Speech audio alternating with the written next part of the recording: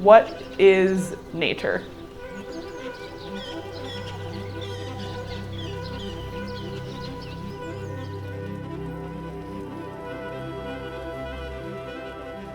When we think about it and we really get down to it, there is no definition of nature because there's no concrete boundary between humans and nature.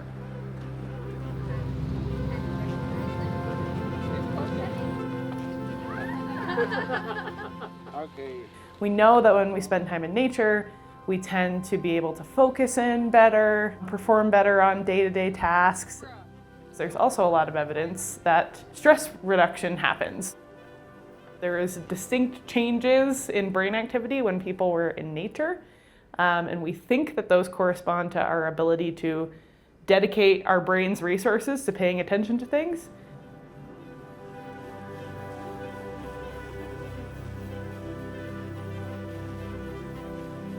Maybe it's just another way of thinking about and valuing nature. For some people, if they feel like they're gaining well-being benefits or mental health benefits from that space, that might be the reason why they're motivated to protect a natural space or to engage in conservation initiatives. Do you like it?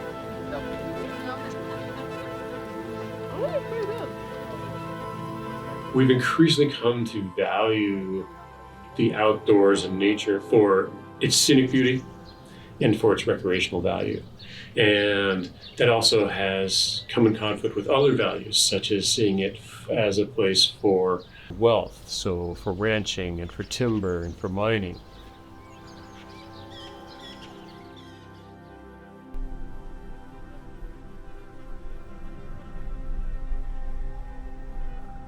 When settlers came to this continent, they brought with them the idea that humans and nature are two separate entities. That has led to also this kind of bad dichotomy between us and nature out there. We cannot separate ourselves from the natural environment.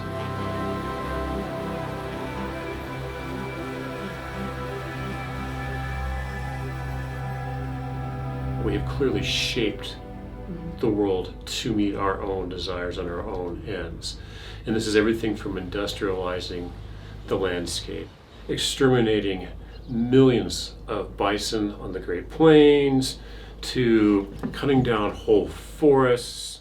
This idea that there was this endless supply of natural resources that we could just continue to tap in, and this is an amazing amount of waste. We overextended that.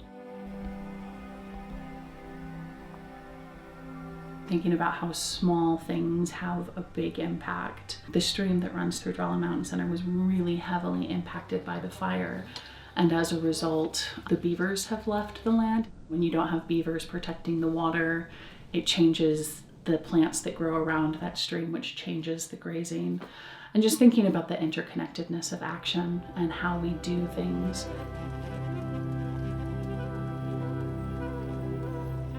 When we think about wilderness, completely excludes humanity from these places and sees them as simply preserves for animals and other natural resources without really understanding the interconnections between our actions, our world, and our lives, and more importantly, the large and historic connection between indigenous peoples and those landscapes.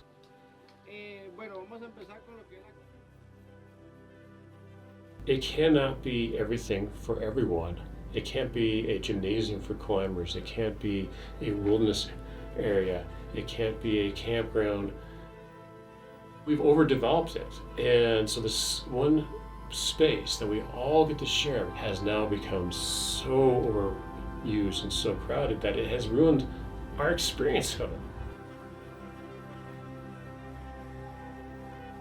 There's so much temptation to overdo in our lives, especially in this culture, and to push and keep going further, and a lack of satiation from life. And when you're out in nature, it's okay to just be in your current state and without that constant striving. At the most fundamental level, When we connect with nature, we remember who we are and what we are. We are currently the most powerful animal on this planet, but we are in fact animals, and nature is our home.